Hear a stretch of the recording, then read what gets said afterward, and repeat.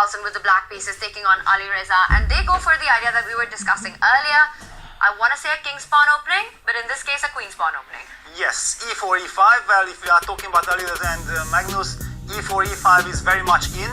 Yeah, also in the classical portion. And it's very intriguing. We do see the evolution bar suddenly after e4, e5 claiming that white has some advantage. I'm not sure if that's really true, but first of all, the players don't have access to computers, so they have no idea whether after e4, e5 white has any chances. We have been trying out some things. Yeah, I was following, I believe, with knight f3. Then we had this discussion that after knight f6, and look at this, already the level bar, no, okay, is moving back and forth. One thing I would like to mention, what happens if white plays the Scotch and white goes d4? And if he takes d4, then white plays e5, for example, a very aggressive treatment. And it's kind of also a big question, does black capture on d4 after d4, for example? Tanya, what is your take if white is so aggressive? It's so strange to have these queen on e1 and e8 and to get your head around the fact that the kings are not in their initial position, but it's the queens, so the pawn on e4 is defended.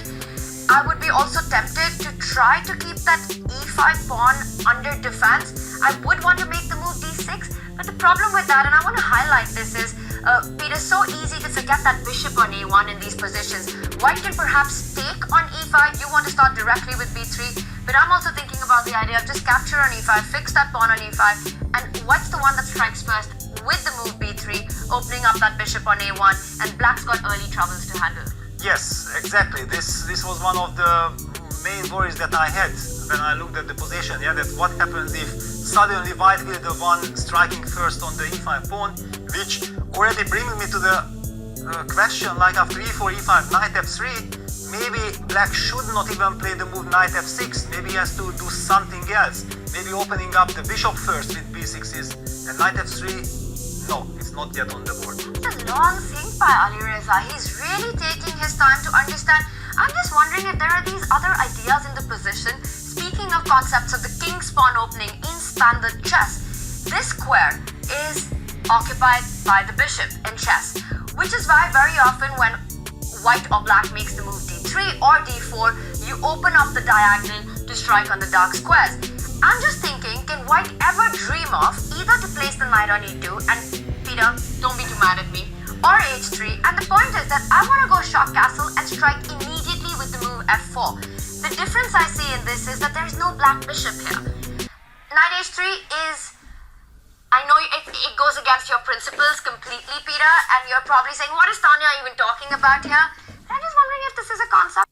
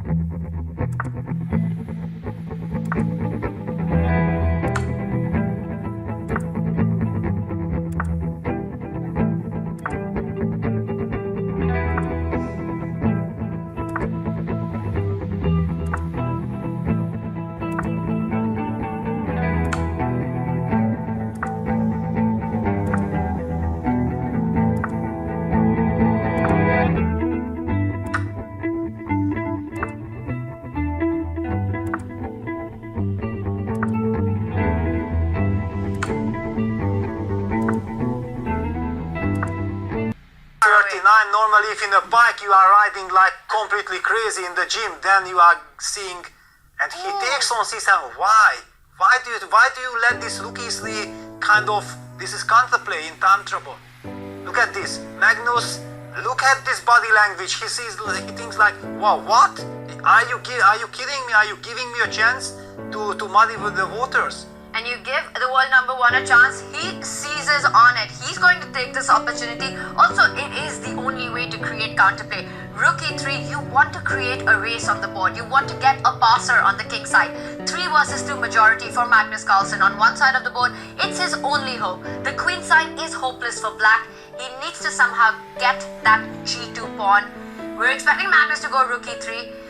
Peter, he's coming down to about a minute and a half. At some point, he's going to have to start really blitzing out the moves. Yeah, but on the other hand, okay, if you get a chance, then everything will be natural. The worst thing is to have a hopeless position, because then bad position doesn't have a good move. Is he thinking about throwing in a g6 and perhaps setting up a kind of a kill zone for white's king? Yeah, but then white can come back with a rook to c3. Yeah? Let's just show that, because I want to point out this idea that after g6, immediately instead of rook e3, if this now rook lands on g3, it would be a checkmate. Yes, but once the pawn's on g6. But yeah, if g6, then you have rook c3. So you have to start with rook e3 in order to set up the g6 threat. Yeah, he on doesn't. the board. So he couldn't allow the white rook to step back, take control of the third rank.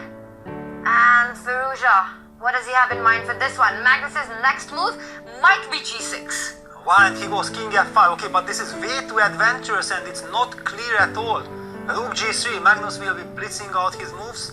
But Peter, I think actually for Alireza, the thought that Magnus could get g6 in on the next one, it's a scary option, because suddenly your king might be checkmated. Of course, no, king f5, but that's why I thought like rook takes c7 is insane, yeah, because you are going into this king f5 craziness adventure when you have this easy win, technical win with h4 in a time trouble. It's 40 seconds for Magnus. Wow. Yeah, but okay, he's very happy. But he still has to make 5 moves.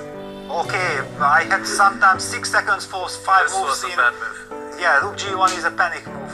And Nicholas, what is the problem? Show us really quickly what's happening here. Alireza is about to make a move. Rook c6, only way to win. Rook c6, only way to win. He's playing reaching it. out. Yes, he's playing it. Rook c6, and then rook g6. Rook g6, and all the pawns are falling. White is up 1,000 pawns and is winning. Wow, so he might have calculated it all. He had this 139 heart rate. I have 139 heart rate too. Yes, seeing all this action. And he resigns. Designs, wow. Alireza Firouzja wins against the world number one. Magnus Carlsen goes down with the black pieces. What a start it has been to the knockout format. The world number one goes down. The world champion goes down. Peter, few could have predicted these outcomes. Well, but also like Nick